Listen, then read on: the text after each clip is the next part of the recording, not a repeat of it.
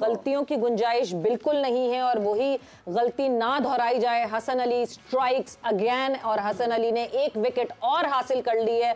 4 विकेटें हसन अली ने हासिल कर ली हैं। 335 फॉर 7 और यहाँ पे the big wicket of Samarawickrama has gone. He has gone back to the hut मगर डैमेज वो जितना कर चुके हैं उन्होंने कर लिया। 108 रन उन्होंने बनाए 89 पर। स्ट्राइक रेट की गेम हम यूसुफ बार-बार आप ये बात करते हैं strike rate is something that we need to focus on।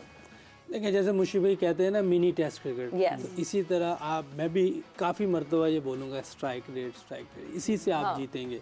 क्योंकि आप जैसे श्रीलंका ने पिछले मैच में जो क्रिकेट खेली है बहुत ज़्यादा बूस्ट मिला हुआ था। जिस तरह की क्रिकेट उन्होंने आज खेली है वो लग ही नहीं रहा कि श्रीलंकन टीम खेल रही है। जिस तरह उन्होंने गैप्स में शॉट्स खेली हैं, जैसे उन्होंने हमारे अच्छे बॉलर्स को बुरी बॉलें भी की, उन्होंने अच्छी बॉलों पे भी शॉटें मारी हैं। इतना बड़ा स्कोर किया है, इसका मतलब है कि हर वक्त बुरी बॉल नहीं हुए, बीच में अच्छे बॉल भी थे उन पे भी उन्होंने अच्छे स्ट्राइक रेट से अच्छी जगह पे ढूंढ के गैप वहाँ मारे हैं। गैप ड्रॉप हुए हैं और होने नहीं चाहिए थे, लेकिन इसके बावजूद उन लड़कों ने बहुत अच्छी क्रिकेट। मैं समझता हूँ कि हम बच गए हैं। जो मेंडिस जल्दी आउट हो गया, अगर वो 40 ओवर तक वो खेल जाता तो 400 भी लग सकते थे। ओके, जिस तरह वो खेल रहा था, जितनी वो अथॉरिटी से खेल रहा था। 122 बनाया उसने, जल्दी आउट हो गया। वो क्या करता है? 27वें ओवर में 28वें ओवर में आउट हुआ है वो।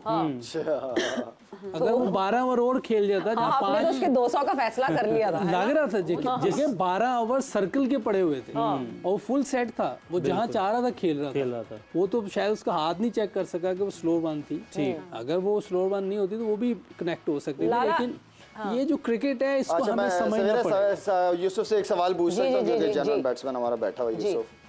अच्छा यूसुफ, जैसे मेंडिस खेल रहा था, उसने ओवर के अंदर 2 छक्के मार दिए थे और वो लग रहा था कि फिजिकली थोड़ा से स्ट्रगल कर रहा है, इसलिए कि गर्मी भी बहुत ज़्यादा है, नो डाउट। ऐसी सिचुएशन में बैट्समैन को क्या करना चाहिए? आप नहीं समझते कि 2-3 ओवर उसको आप सिंगल डबल पे आके दूसरे बैट्समैन को चांस दे ताकि उसका स्टेमिना वापस आए एंड देन फिर दोबारा वो लंबी शॉटों पे जाए? वैसे मैं इनको उस वक्त भी कह रहा था कि अभी इसने 2 लगा लिए थे, इसको चाहिए था रोटेट कर लेता। क्योंकि अगर ये रहता ना अंदर तो वो जो 5-6 ओवर स्लो खेले हैं, फिर ये जब नया बैट्समैन आया है ये स्लो खेले हैं तो बाज़ का आपको अपनी गेम को देखना पड़ता है। और जैसे आपने कहा कि वो थोड़ा टायर्ड भी लग रहा था ना, काफ़ी देर से खेला, अभी उसने कीपिंग भी करनी है। पिछला मैच भी उसने बहुत लंबा खेला है, कीपिंग के साथ 70-80 रन भी किए थे।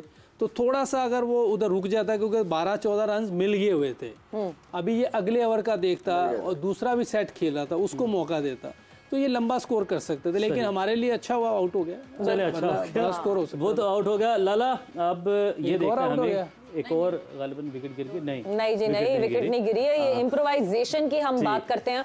इम्प्रोवाइजेशन इरम, हमारे यहाँ जब हम बात करते हैं, ये इम्प्रोवाइजेशन हमारे यहाँ क्यों नहीं दिखती? ये रिवर्स स्कूप खेलना क्यों हमारे यहाँ लड़के डरते हैं इस बात से?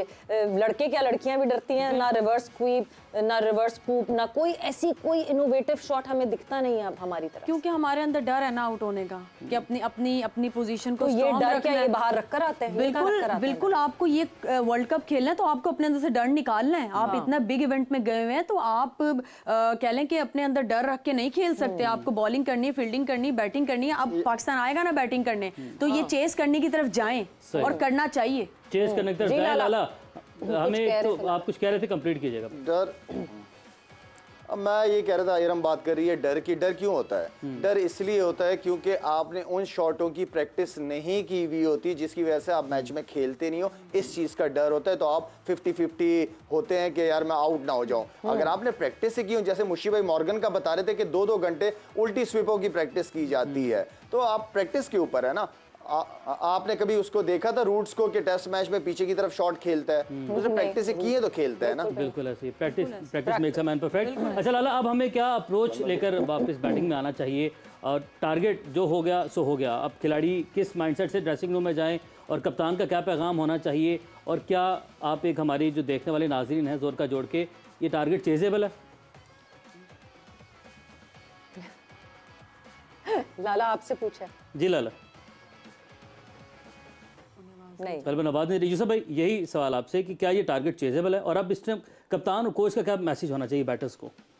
वैसे आप काफ़ी देर से अरसे से आप कर रही हैं एंकरिंग, आप बताएं मॉडर्न डे में होना चाहिए कि नहीं? क्या होना चाहिए मॉडर्न डे में?